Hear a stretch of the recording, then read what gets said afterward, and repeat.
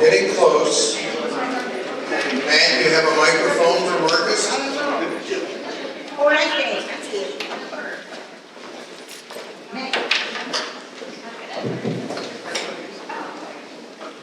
Now. Go ahead, Mr. Come again. Okay. First, I want to welcome all of you to the annual meeting of the Holocaust Museum. And it's a little bit after 5:45, but I want to now start the meeting. I'll turn the program over to Sam Asher. Thank you, Marcus. Thank you very much. Sit down. I want to thank you all for attending our first in-person annual meeting of the Virginia Holocaust Museum since the beginning of the pandemic. And yes, I'm really happy to see all of the shining faces. I would now like to call on Rabbi David Asher from Knesset Beth Israel for an invocation.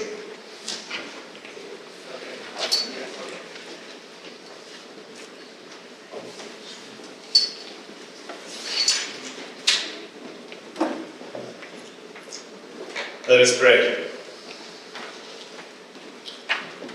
O Master of the universe, Creator of all, who fashions each person uniquely with varying abilities, needs, desires, and opportunities, and who has raised up nations and peoples to serve Thee in ruling over and in also developing this world, grant us as we enter this Holocaust Museum annual gathering that the other nations and peoples of the world, we pray, will learn from their past and soon grow to appreciate the positive and humane role that Thy people Israel are destined to play in human affairs.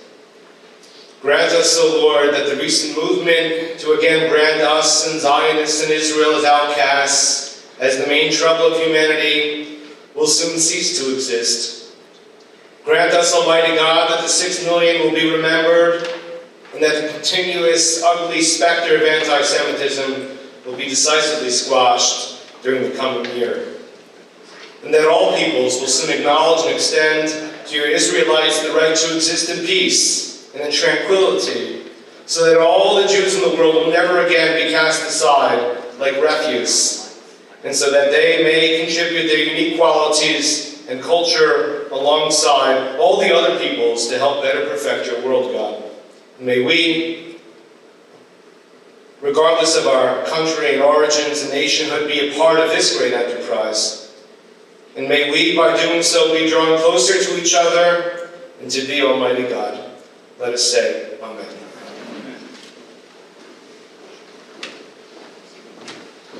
So it is always my pleasure when I stand at this bema, at this podium, and say how happy I am and pleased I am to be able to serve as the Executive Director of the Virginia Holocaust Museum. Now my pleasure is to introduce some of our elected officials and dignitaries who have joined us this evening. And first is Attorney General Jason Miyares, who is back, and I will call on him in a minute to give us a few words. Thank you, Attorney General. Delegate Betsy Carr is a member of our board. Thank you, Betsy, for being here. Delegate Irene Shin, if they're not here, I'm going to read the names off anyway. Delegate Schuyler von Valkenburg, I did see him. Hi, thank you for being here. Senator Barbara Favola is here. Thank you for being here. Senator Ghazala Hashmi, I saw her come in. Thank you for being here. David Brand from the Commission to Combat Anti-Semitism in the AG's office. Thank you so much, David, for all you do. I didn't see Connie Meyer come in, who's also on the commission. If she's here or gets here, we will introduce her. I already introduced Rabbi David, who is also on our board and is second-generation Holocaust survivor. Rabbi Alicia Paul, head of School of RTA, hasn't made it, okay. Are there any other members of the clergy here tonight? No. Orly Lewis, CEO of the Weinstein JCC. Thank you for coming, Orly. I saw Daniel Steffenberg, CEO of the Jewish Community Federation of Richmond. Thank you, Daniel. I don't know if Basia is going to make it tonight. There she is. Basia Gartenstein, JCRC Director, is here. Thank you, Basia, who's helping us in a lot of different ways. We're so glad she's here in Richmond. Are there any other staff or agency directors that need to be introduced? Otherwise, I will say thank you to Christy Raber and Michael Higgs from Raymond Engineering, who I don't think are here yet, but they may get here. There you are. Okay, I'm blind. Thank you. Christy is the lead architect on this project and has done an amazing job. So I'm going to point to the beautiful drawings over on my right, your left, of the front end of the building, which is the brilliant work of Christiana Raber and her staff. It's going to really make a huge change in what we're doing. Also, what you can see on your left is a draft of the holographic theater that we're creating. And we're really excited about that. We're going to tell you a little bit more about that in a few minutes. In the meantime, it's my pleasure to introduce the Attorney General, who has been a real friend to the museum. And we thank you for being here on a number of occasions. You spoke at the opening of the Children's Memorial a few months ago. You're here again tonight with some words of support. You're so terrific for us, and we can't thank you enough. So please, come on up and let's hear from you for a few seconds.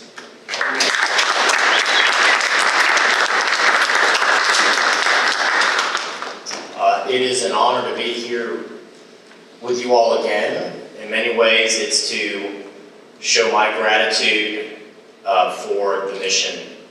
It has been said that the only thing you learn from history is no one learns from history.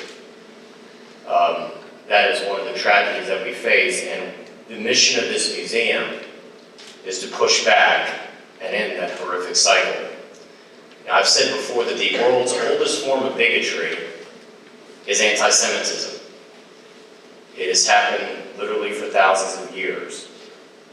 And I remember visiting Israel in 2014 and going to Yad Vashem and going to the Children's Memorial and walking into the Hall of the Lights and the images of the children that lost the life they were living and the life they were supposed to live. The life that they were supposed to have their own dreams taken away from them, not because of anything they had done, but simply for who they were. And I remember the next day going down this road and walking along the playground. And there's something unnatural about seeing bomb shelters on a playground and visiting with the police, and they were showing me the Qassam rockets and explaining to me that some of them were filled with rat poison. I remember asking, why in the world would you put a rocket with rat poison? I said, because I hope it'd be, even if this lands in an empty field and it doesn't hit the playground or school, that an inquisitive child would come over and mess with it, and there'd be one more chance to take an innocent life. And I realized that the hatred had not stopped.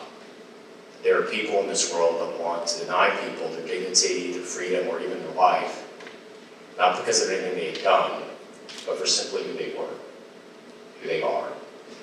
And that is a lesson that all of us need to be mindful of. This lesson of history, unfortunately, has touched us in Virginia just 5 years ago in 2017 in Charlottesville. Probably what's tragic is that's obviously the home place of a certain Virginian who wrote what would be called the promissory note, the mission statement for a nation, that we are all endowed by our Creator with certain inalienable rights of life, liberty, and the pursuit of happiness. What was represented that day was the very opposite of his vision. I'm proud of the work that my office has done and continue to do to both combat anti-Semitism, to raise awareness of it, both talking with law enforcement about the need for part of their training, talking with groups that feel right now that the victims of both hatred, and be that bulwark for them in their time of need. Virginia has been a pioneer for religious freedom since the earliest days of this nation. I'm always mindful of one of my favorite quotes from George Washington in his letter to the Hebrew congregation in Newport, Rhode Island. May the children of the stock of Abraham who dwell in this land continue to marry and enjoy the goodwill of their other inhabitants. And may everyone sit in the safety of his own vine and fig tree, and there shall be none to make him afraid. That's part of our mission as Virginians. That's part of my mission as your Attorney General, is that no Virginian is looking over their shoulder in fear. And I'm dedicated to protecting Virginians from any form of hate and anti-Semitic intolerance. It's an honor to be here on behalf of your state government. We know we have members from both sides of the aisle who recognize the incredibly important mission you have. So indeed, we may learn from history so it is never repeated. Thank you all.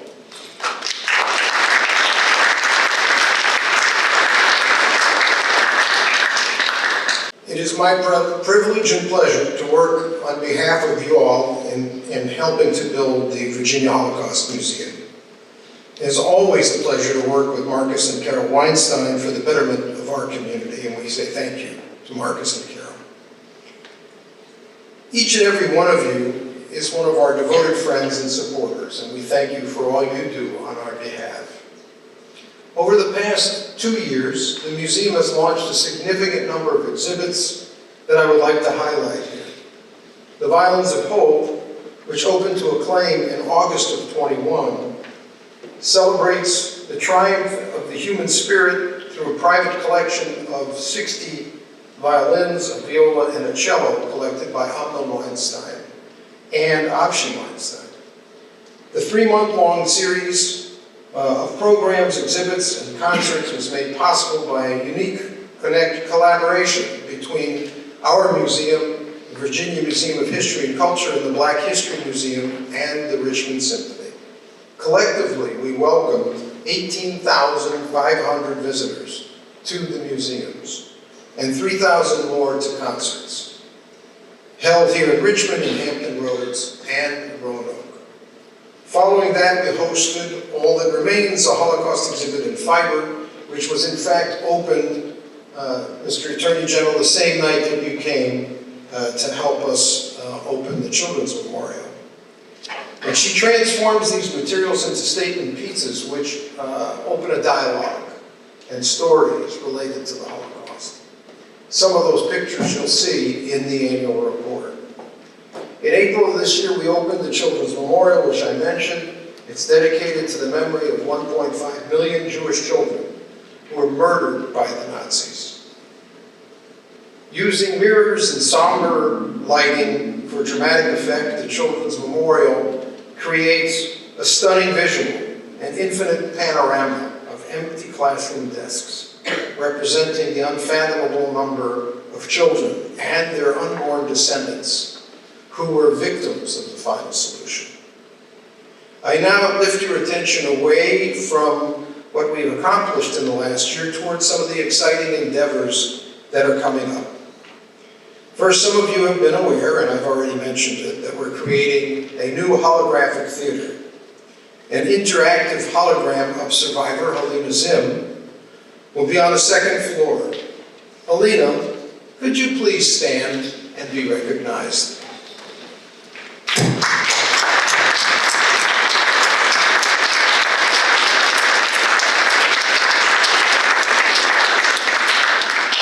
Sitting next to Helena is Roger Loria, who is also one of our Holocaust survivors who speaks for us in a number of many places. Roger, could you please rise?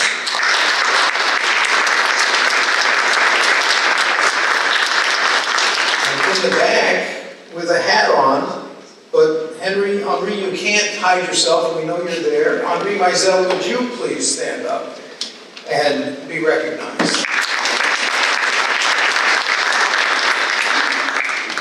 The USC Shoah Foundation completed filming Helena in May of 2022. Literally the day after Yom HaShoah, Helena went to a studio with 10 cameras in front of her in a green room and started filming for 5 days solid, 6 hours a day. When the new theater opens, we will be one of only 4 museums in the country to have the freestanding holographic exhibit featuring a survivor who can answer questions interactively with visitors. Visitors will be able to ask questions of Alina as if she was sitting in the room with them and receive answers in real time. We'll now like to show you a clip of the filming of the Dimensions in Testimony program by the Shoah Foundation. So we're going to shut the lights and show you behind me because there it comes. My first question is, what did it mean to you to be asked to do this project? Well, in the beginning, it's very obvious. I was very hesitant. I was afraid because it sounded to me 5 days and 5 hours a day. Will I be able to do this? So it was frightening in the beginning. But my children definitely encouraged me. You must do it, you must do it for future generation. And anybody that knew, I really didn't publicize, but whoever I spoke to, they said, you must do it, you must do it. So actually, Martina was very helpful because at one time, I almost didn't do it. Then Martina got on the phone, said, look, she has to do it. I think she spoke to Senator Asher. My next question is, now that you've been doing this for the whole week, what does this project mean to you now? How do you feel about it? Well, actually, I'm very happy I did, I have to say it. As much I'm worried about it, but it turned out beautiful. And I really have to say it's thanks to you. Thanks to you all. And I mean it sincerely when I say it to you. Because you helped me. You made me feel wonderful. You made me feel so good. No, you really truly, by looking at me with a smile, everybody was so real, authentic. I enjoyed every minute being with you all, and the reason I feel so good about it, I say it again, because of you. And my very last question, what do you think about this whole project being in the museum for who knows how long? What do you think of that? It's not only what I think, but anybody that knows about it, I told them, they're amazed. They're amazed. They can't imagine. First of all, they told me, you're very privileged that you are the one. They're going to be there forever. God knows. I'm not going to be anymore, but my image, my person, and all the questions and the answers. So everybody, it is a fantastic project. I don't know anyone that wouldn't say that's not the right thing. No, I think it's a wonderful project, and I hope more and more museums are gonna do the same thing. I don't have any more questions for you right now, so ready to take a break? Well, I feel that it's important because people have to know. And unfortunately, there's so few survivors. So few. I have to say, everywhere I go, they say the same thing. I read the books, I go to the movies, but there's nothing when I see a survivor one-on-one. Yes, different. So this is going to be very similar to it. I hope and pray that more people know about it. And there's going to be successful people to come back to the museum and see it. I hope so. Yes.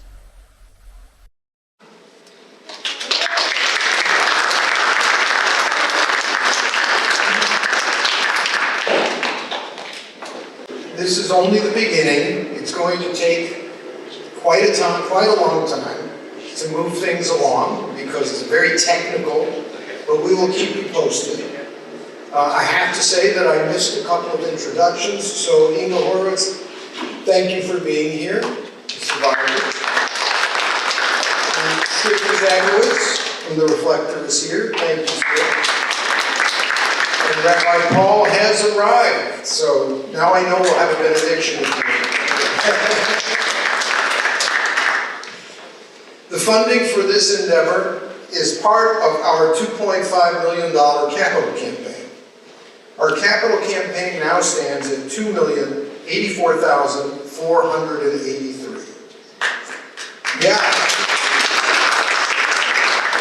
The renovations and the holographic theater. Two members of the board I'd like to thank for their tireless efforts are Miriam Davidow, who's a member of the Capital Campaign Committee and Second Generation Committee, and Joe Brodecki, who is the chair of the Capital Campaign Committee and Second Generation, and was the key fundraiser for the U.S. Holocaust Museum in Washington.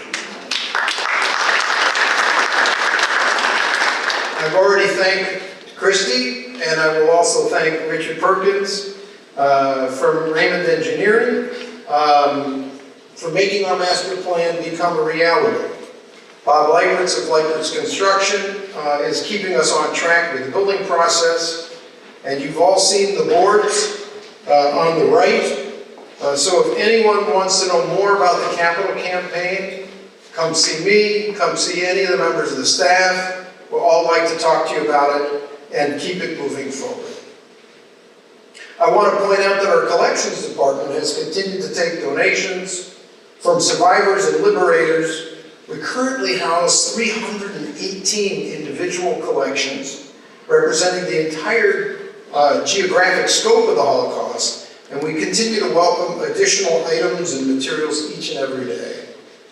During the 2022 Virginia General Assembly session, the museum worked diligently to advocate for new state funding dedicated to supporting statewide Holocaust education. As the champions of the budget amendments during the past legislative session, Betsy Carr and Senator Emmett Hanger worked to ensure legislators understood the importance of this new funding. This hard work resulted in a $50,000 funding for the museum allocated in the Virginia Department of Education's 2023 budget. And yes, I heard some applause. Thank you to the Virginia General Assembly for trusting our museum to be the champion and leader for Holocaust education in the Commonwealth.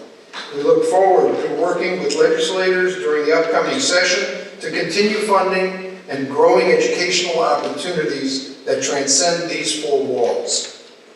Through student engagement and professional development resources for our teachers, this funding achievement further ensures the Virginia Holocaust Museum remains a key wellspring of conversation when our communities need it most. I would be remiss if I did not point out that the Alexander Levinstein Holocaust Education Program was a smashing success this past spring and summer. We had a banner year with over 80 attendees from 50 counties across the state of Virginia and from other locations. All these accomplishments can be seen in the annual report. Lori, where are you? Lori was fantastic. Lori Simpson-Crouch, amazing how much she did. She's our new marketing director, and she got that annual report put together, and we thank you for that. Despite the lessons of history, anti-Semitism is on the rise in Virginia and worldwide. It is an honor for me to serve on the Commission to Combat Anti-Semitism in Virginia with educators, policymakers, faith leaders, experts in anti-Semitism, and other community members. We are working together to reach Virginians in an attempt to reduce and eliminate anti-Semitism in the Commonwealth. We continue to hear the anti-Semitic tropes, the claims of dual loyalty, etc. If you hear something, say something. We must fight anti-Semitism head on. Bring any instances of anti-Semitism to the teachers, religious leaders, and state representatives, members of the Commission, Jewish Community Relations Councils, the Jewish Community Federation of Richmond, and others. I want to thank David Brand and Connie Meyer, who was supposed to be here, who are members of the Commission, and they will help us in this endeavor. Thank you for that help. The fight continues. We are all all keepers of the memories. Help us continue to be a beacon of hope as we stand up against racism, anti-Semitism, and bigotry. We must stand up and let our voices be heard. I would now like to call on and introduce Richard Samet, serving as nominating committee chair.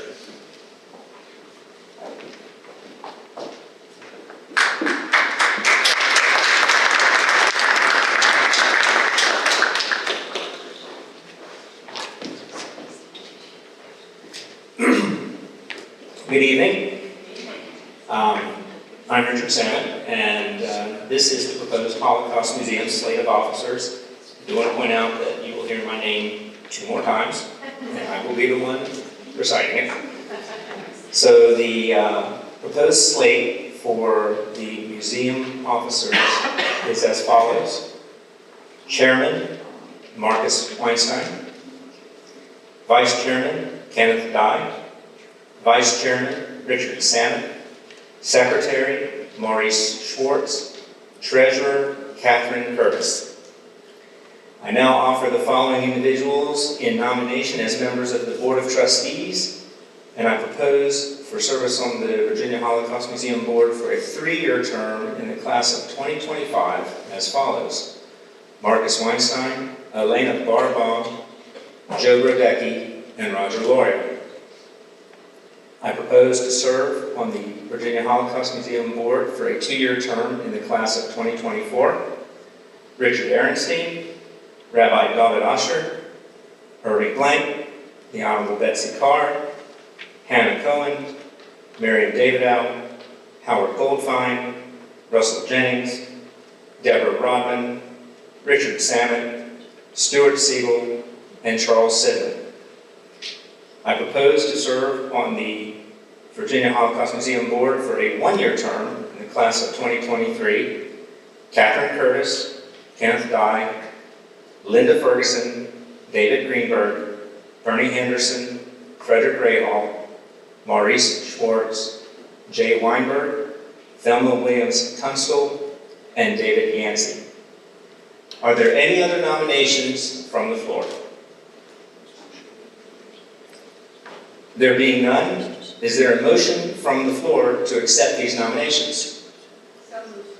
Is there a second? Second. All right, can I, all those in favor say aye? Aye. And all opposed? And any abstentions? Okay.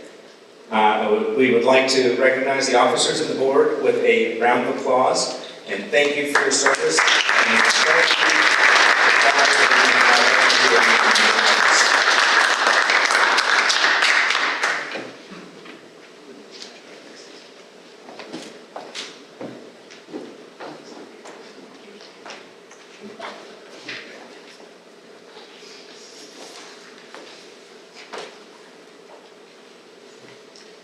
It is now my pleasure, and thank everyone on the board for their service. It is now my pleasure to introduce Dr. Alec Osterman. The There's Just Us exhibit is here at the museum until December 31. It commemorates the 5th anniversary of the Unite the Right rally that shook Charlottesville in 2017. Professor Osterman's exhibit represents what he saw when the communities faced hate and bigotry head-on. Now I'm going to pronounce it right. Alex Osterman joined Longwood University in the fall of 2014 as an assistant professor in Communication Studies Department. He teaches courses in public relations, including public relations writing, public relations research, etc. Before coming to Longwood, he spent 13 years at Indiana University, South Bend, as a lecturer and the chair of their Communication Studies Department. The thing that's really interesting, what is his favorite thing to do? It's to take pictures. And so there he was, 5 years ago, at UVA taking pictures. And little did he know how important it was going to be. He has over 25 years of experience behind the lens and enjoys both digital and analog photography. Later, Professor Husterman will informs us that he will lead a tour of his exhibit, which you will really want to do after the annual meeting. So I would now like to ask Alec to come up and speak.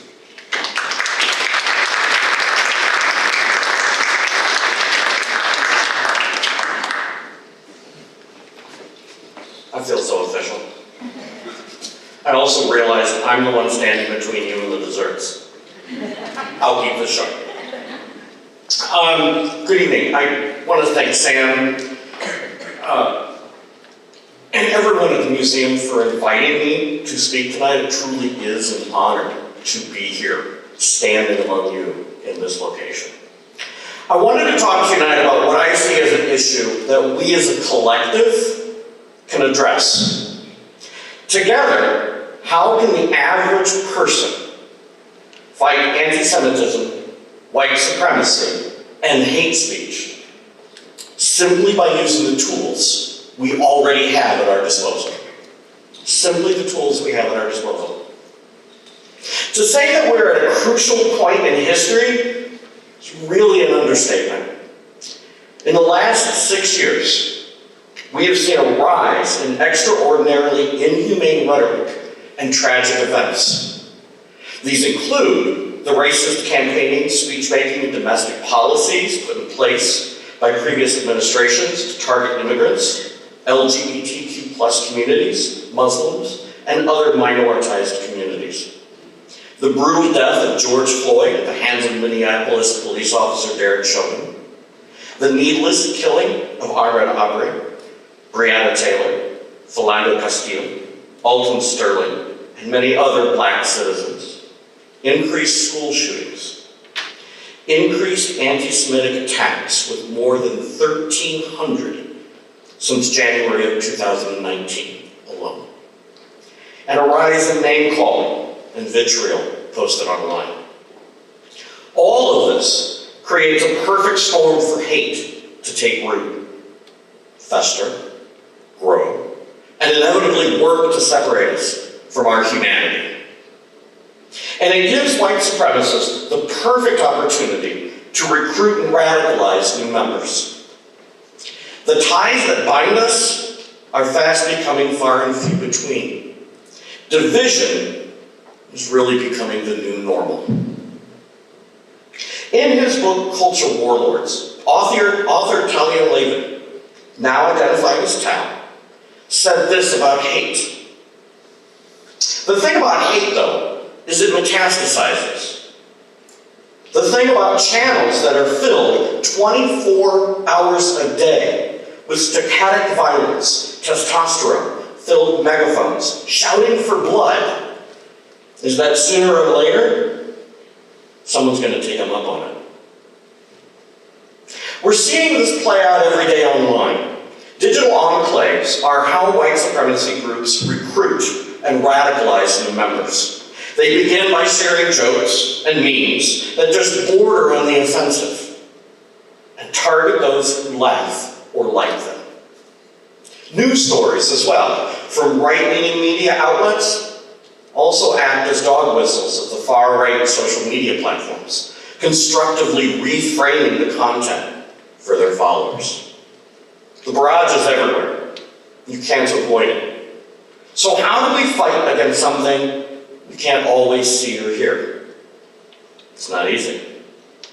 To try and answer that, I really do have to go back to 2017, August of 2017, and tell you how my fight began.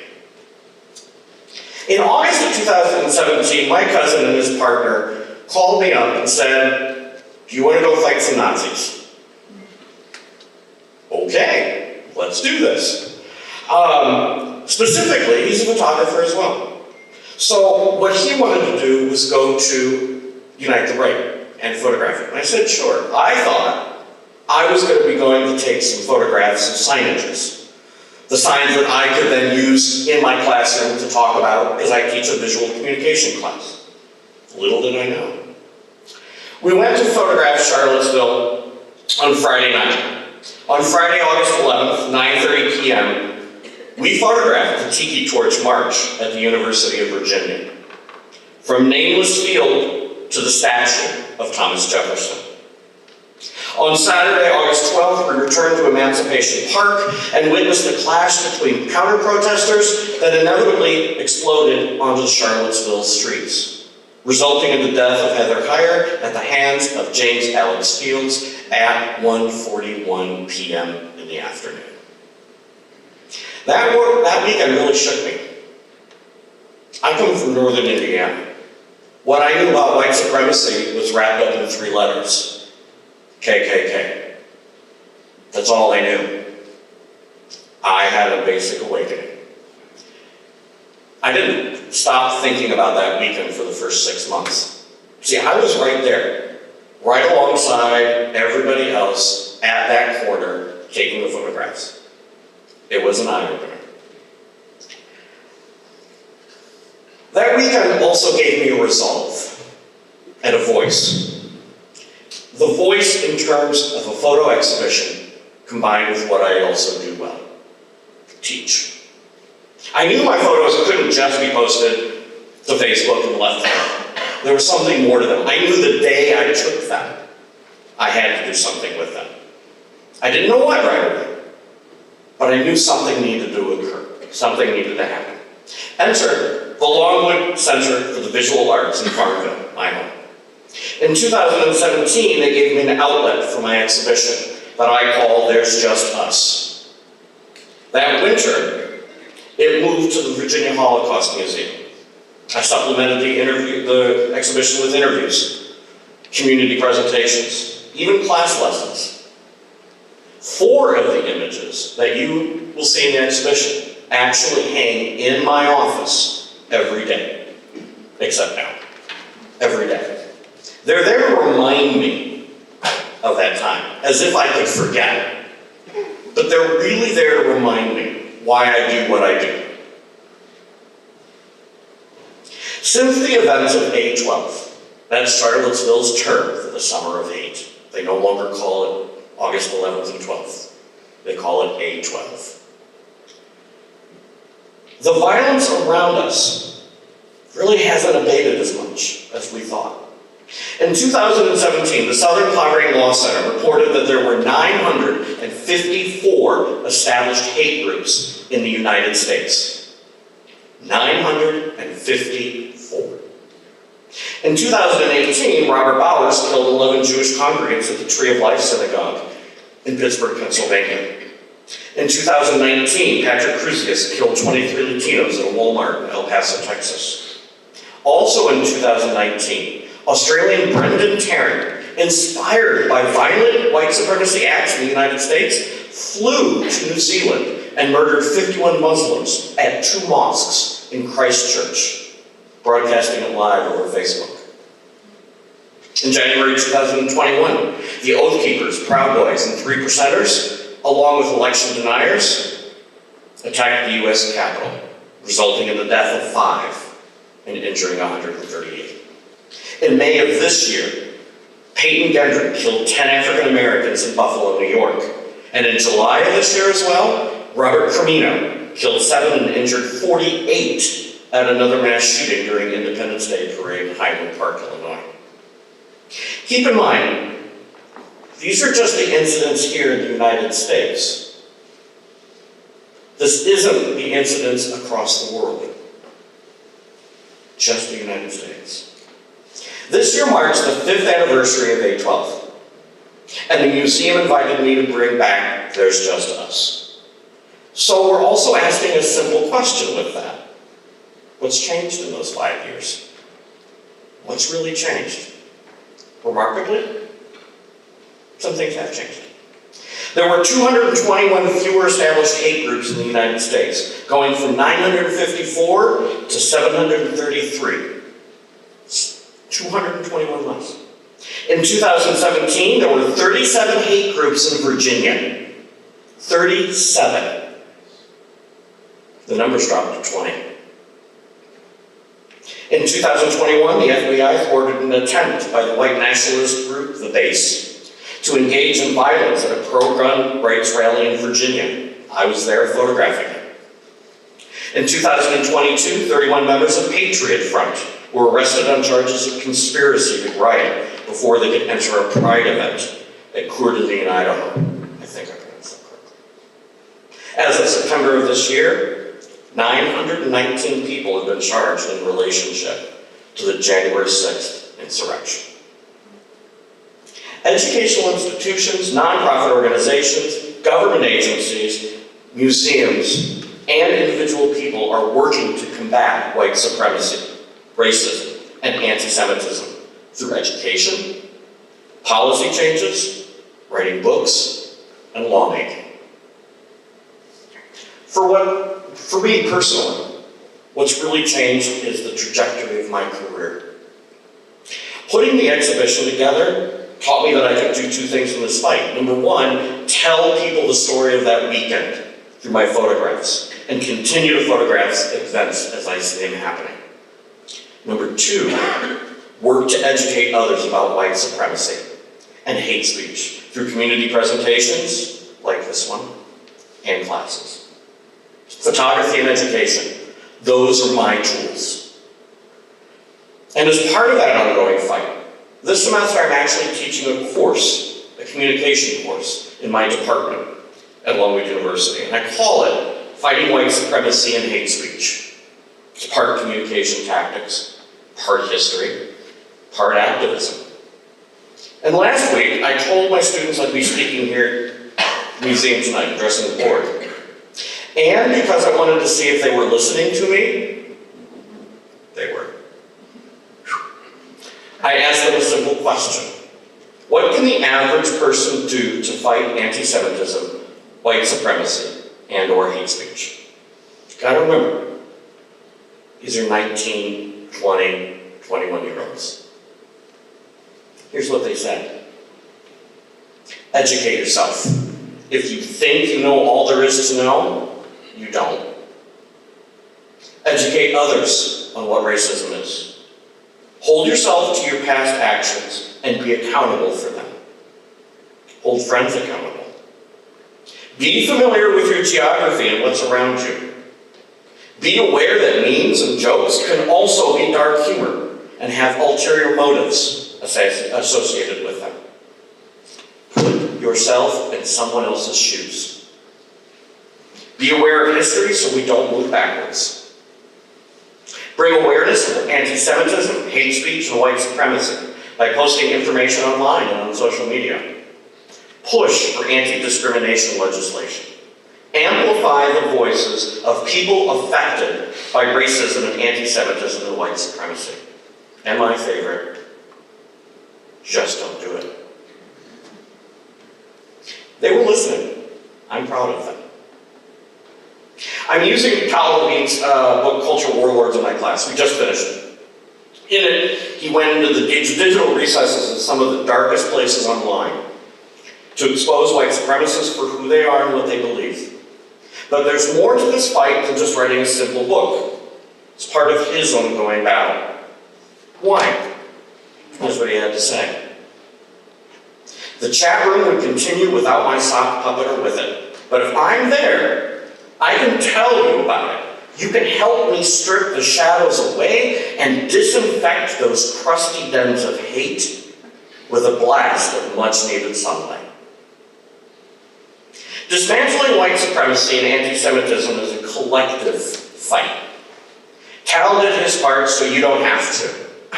I publish my exhibition and teach so others don't have to.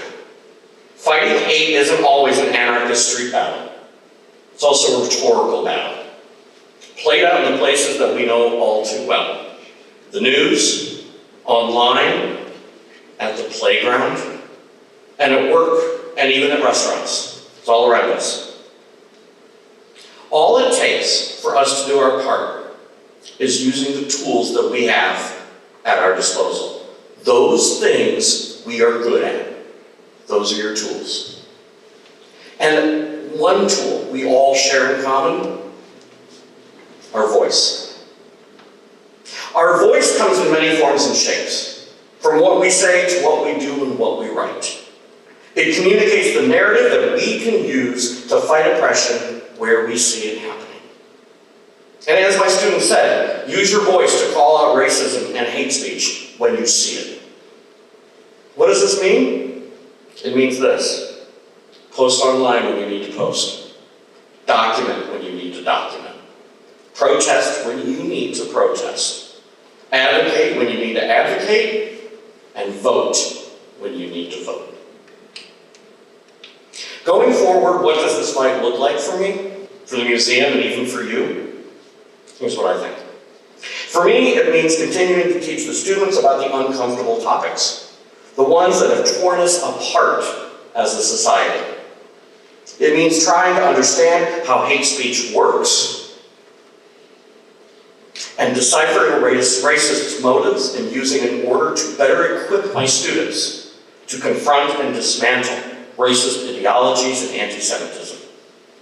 For the museum, I think it means continuing to put on exhibitions and programming that challenge the way we think, not just about the Holocaust, but about how race, gender, and hate are enacted in our world today. It means talking about the topics that are uncomfortable but necessary. For each of you, it means using the tools that you have at your disposal. Think about that. What tools do you have? If you think you don't have any, I argue you do. You have a voice. You have a smartphone. You have a network. You have a vote. Think about how you can use these tools to uphold the vision of this museum. Quote, through the permanent exhibit, educational programming, and outreach, the museum employs the history of the Holocaust and other genocides to educate and inspire future generations of Virginians to fight prejudice and indifference. If the museum's vision of a world without hatred and genocide, and one that promotes tolerance of all people exists, it is because of everyone here in this room buys into that philosophy. As Tal Levine writes, quoting Rabbi Tarfon in The Ethics of Our Fathers, you are not obligated to complete the work, but neither are you free to abandon it. Let's shed some light into these dingy enclaves and work together to dismantle hate, anti-Semitism, and white supremacy. Thank you.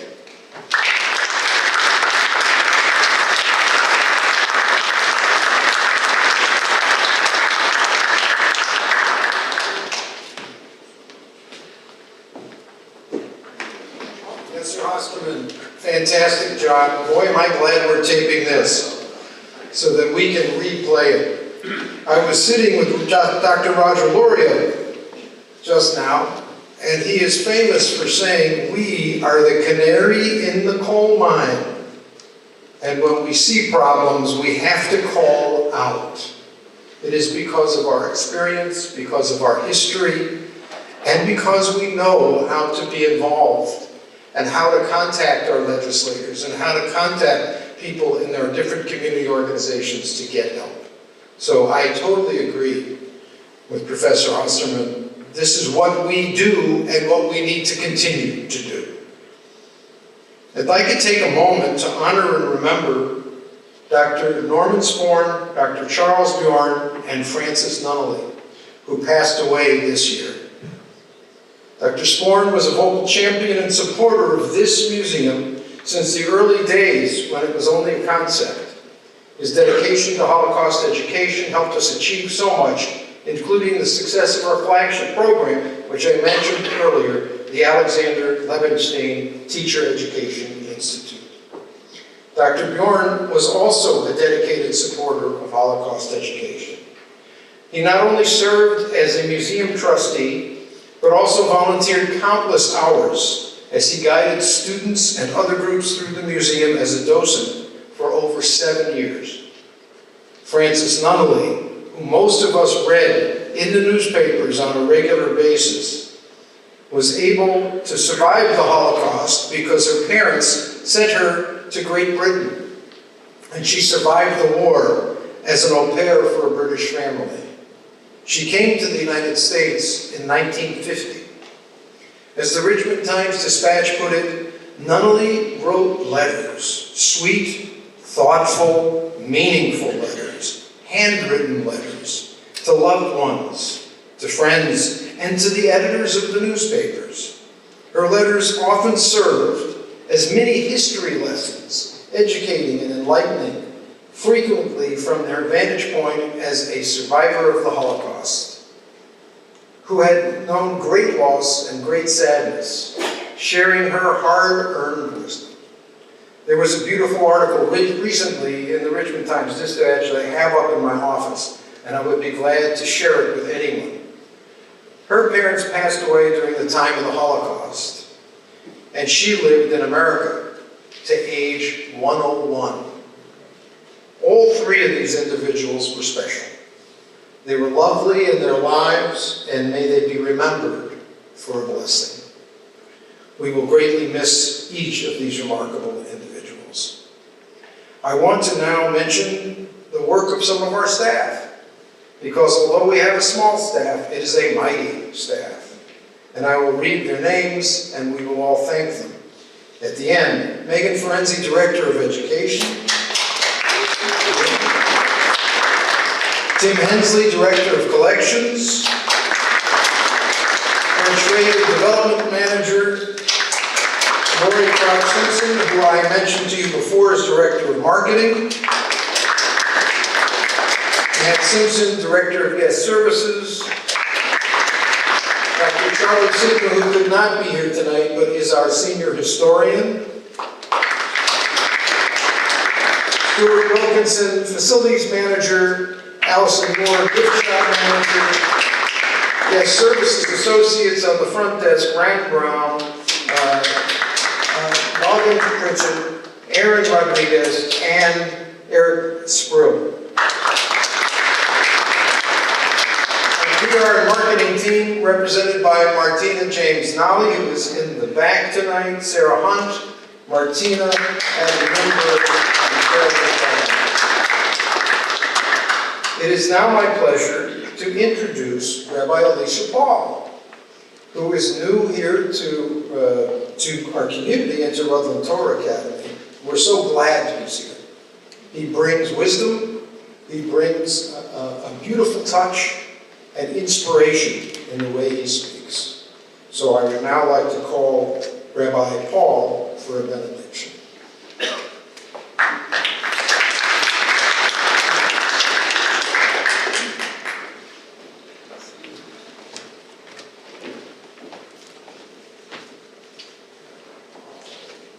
Yeah, the pastor next door is to our school in the church is named Isaac Chana. And I said, interesting, priest named Isaac Chana and a rabbi named Paul. 21st century in a nutshell as we have it. My friends, why do we remember? Whether it's Yizkor last week in Yom Kippur, or Zachor, Yom HaShoah. I believe it's like the great Erwin Kurtz wrote in his book, Spirituality and Imperfection. To remember means exactly that, to remember. To become a member with. To reconnect with that which or who you are remembering. That's the purpose of memory. I'm going to share some memories with you, and it will be in the form of benediction.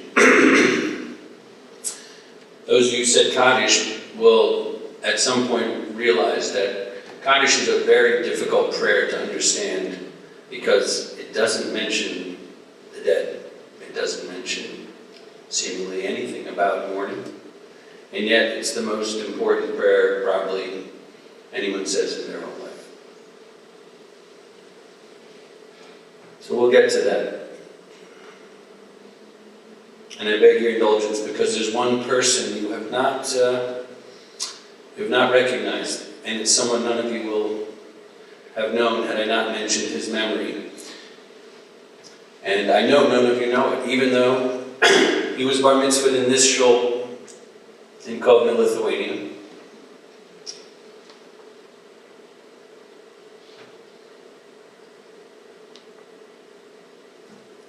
And I still remember his name. Would have been an old man, probably about 93 now. I'll tell you a story about a young man at that time, about 75 years ago, named Sally Gaynor. Sally Gaynor was a child, and you may ask, why doesn't anyone else know about Sally Gaynor besides me? I said, well, because I took a moment to ask a question. I assume, being replica of the Kovno ghetto, at some point there was or there will be some mention of the great ambassador Sugihara of Japan, who saved hundreds and if not thousands of Jews in the Kovno ghetto. I assume yes? Lucky guess. So 30 years ago, when I was just a less bald and less gray educator, I took my students, because my teacher was one of those people who were saved in the Mir Yeshiva who went across, because he was brilliant. He didn't need an entry visa to get into a Dutch Curacao. All you needed was an exit visa. And the rabbi of my mother's town in Lvov, the Reish Rav, his wife was Dutch. And she found out you didn't need an entry visa there. So all you had to do, seemingly simple, find someone to give you a visa to get out. It's not so simple.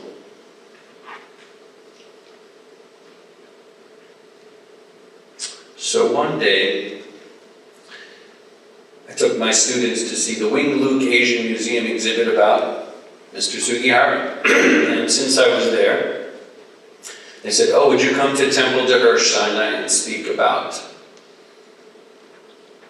the Jewish community of Kovno? I said, I can. I only read the book about the responsa from the Holocaust. I only read it once a year because I can't handle it more than that. I read it on Tisha B'Av. The responsa that the Rabbi Ashri was asked by the people in the ghetto, it wasn't like chicken kosher.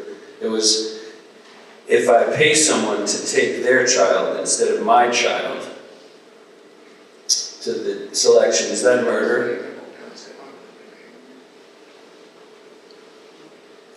It's a very difficult book to read. So Chun Sugihara gets up and talks to him. His mother was there, actually. Father had already passed away, the great ambassador Sugihara of Japan. He talked in beautiful English about his father and about how he saved all these Jewish people and gave them visas, and they left and went across Russia to Japan to Shanghai. And the yeshiva buffer in me just couldn't be, whoa. I said, wait a second, hold on. This does not make any sense. And I had the chutzpah to go over to Mr. Sugihara after his lecture, and I said, your father was a Japanese ambassador, he was an ally of the Nazis. He says, yes. I said, was he some type of like religious man, enlightened Buddhist or something that he felt compelled to, I mean, he probably endangered not only his job, but his life, your life? And he paused, and he looks at his mother, and she goes, almost imperceptibly, she goes like this, she goes, like that. And I said, oh, this is going to be good. And he says, Rabbi, we hated Lithuania. It was cold, it was foreign, we didn't speak the language, we looked weird to these people, we hated it there. My father spoke 5 languages, he worked for the government, he was always out and about, but my mother and I, we hated it. Every day I'd walk over to the schoolyard, to the fence, where the little boys were playing soccer. And I couldn't even ask, can I play? I didn't even know how to speak that. Till one boy, a boy named Soli Gaynor, he noticed me standing there every day. And he comes over and he says,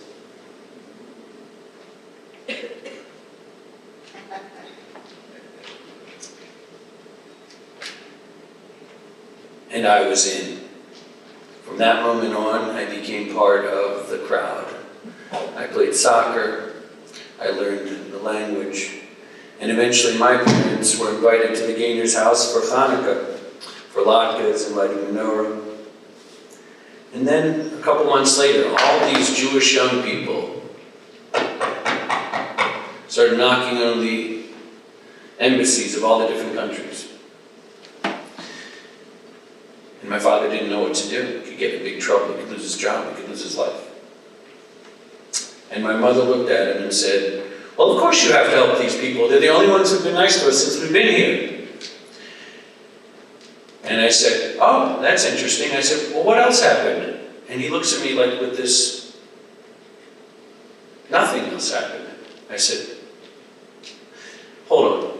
You're telling me because some little kid let you play soccer, hundreds and thousands of lives were saved by your father?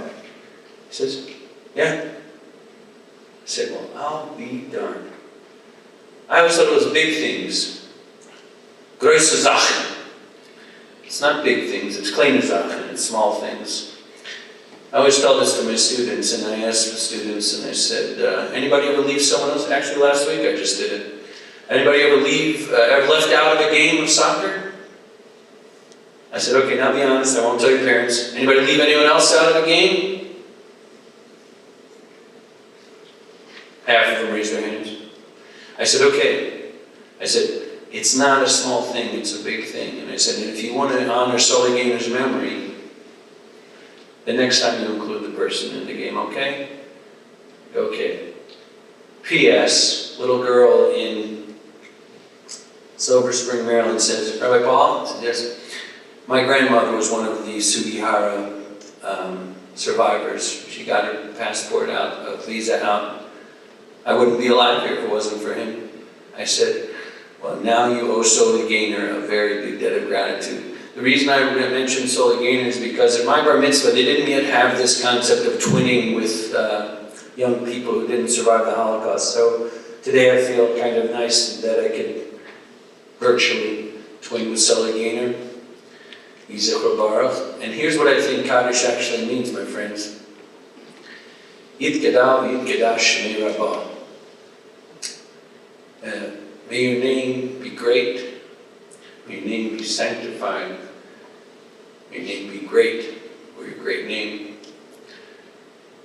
I know the books will tell you that that means God, and I'm sure that is what, on some level, what it means. But I also think it doesn't only mean that. What I think we say when we say Kaddish is Yiskadal, Yiskadash Shmei Rabbah. I remember this person, and I want their name to be great. I want their name to be sanctified. I want their name to be remembered. So we don't just think about God at that moment. I think we think about the people who have passed. And with that, I'll just say in abridged, Yitgadal v'yitgadash Shmei Rabbah. With that, I will not conclude the benediction. I will leave it open-ended, and I will let the rest of us continue to say the prayer in the future for these and other children of the Holocaust who died without having their bar mitzvahs. I've been struggling because the survivors are few and far between now. My mother's gone. So what do we do? So there's a beautiful thing that I learned about this summer with Yad Vashem and JNF and KK Karen Kayemet. You twin a young child, bar bat mitzvah, a young person with a bar bat mitzvah child from, they have now hundreds and thousands of stories of these children who didn't have bar bat mitzvahs. And we twin with them. And with that, I just want to say, Chazak Baruch, may you go from chayil to chayil, strength to strength, because this is so important. I'm embarrassed to say this is the first time I've ever been to this museum. I'm glad I didn't come here on Tisha B'Av, because I don't think I would have made it too easily through that Tisha B'Av. I told my students, my mother forbade me from going to Europe. And they said, but not even March of the Living? I said, nope. He said, why? I said, well, she's from Poland. He said, well, you should go, she's dead. I said, that doesn't mean she doesn't know that I would go to Poland. And with that, I want to say thank you so much. Sam for everything, and Chairman, Rabbi, esteemed guests and friends. A very dangerous thing was said to me. I said, how much time am I supposed to say? As long as you want. I said, never say that to a rabbi.